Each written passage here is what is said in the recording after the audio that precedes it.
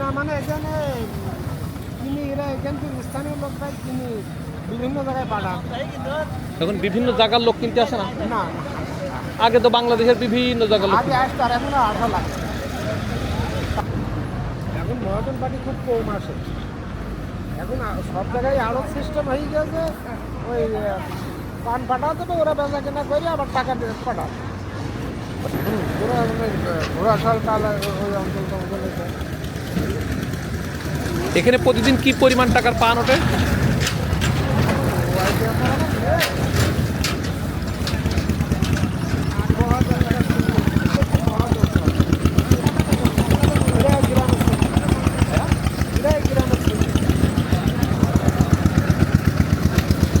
রোজ সাজাতে কত করে নেয় না?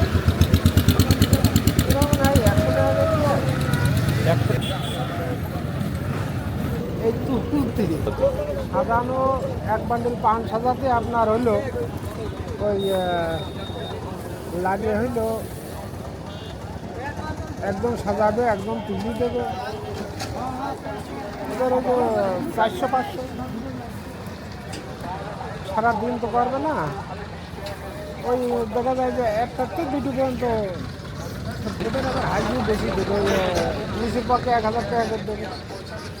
তো পানও ছিল না, আবার পানের কর্ম করা লোক। এখন তো লক্ষ্মীপুর অনেকেই পানের সাথে যুক্ত হয়ে গেছে। তবে বাংলাদেশের বিভিন্ন এলাকা থেকে পান কিনতে আসে। আর আমাদের এলাকায় যত পান, আমার কি বাংলাদেশের কি অন্য কোথাও এত পান আছে? না না না, পান আপনার হইলো রাজশাহী হয়। আমার এখন যখন নাবান্ন শেষ হয়ে যাবে তখন ওখানে 1 2 3 4 3 4 12 এই 3তলা 4তলা পর্যন্ত হবে। এরপরে তো আরো দেবে। সব কি এক গাড়ি যাবে? না, সব এক গাড়ি ছিল না, গাড়ি হয়তো 2-3 জন হবে। আরও বিভিন্ন হাটের তো আসে বাংলা। এই গাড়িতে যে মোকামে যাবে ওই মোকামের লোক এখানে আসে, ওরা এই কাজ করবে।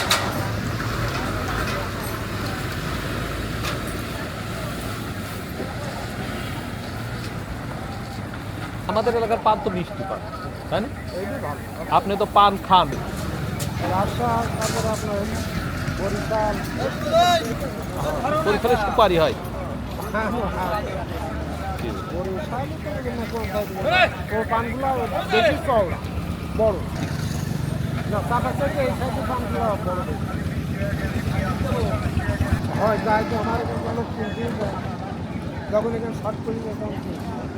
এখন পানের দাম তো খুব। বর্তমান যে বাজার তাতে খারাপ না। তো পান তো ঝরিয়ে যায়, এখন কি ঝরিয়ে যাচ্ছে? এবার শীত কম সেই কারণে না? না, ওই কয়দিন একটু হয়েছিল পাকা ধরা, বর্তমান কম। আপনার কি পানের বরজ আছে? আগে ছিলাম, এখন আর নেই। আগে পানে মৌরি গিরি করতাম, বর্তমান বেশ কিছুদিন পা দিই। অনেক টাকা পয়সা হয়ে গেছে সেই কারণে। একটু ধান হইলে পাওয়া যায়, এই জন্য আরও মোটামুটি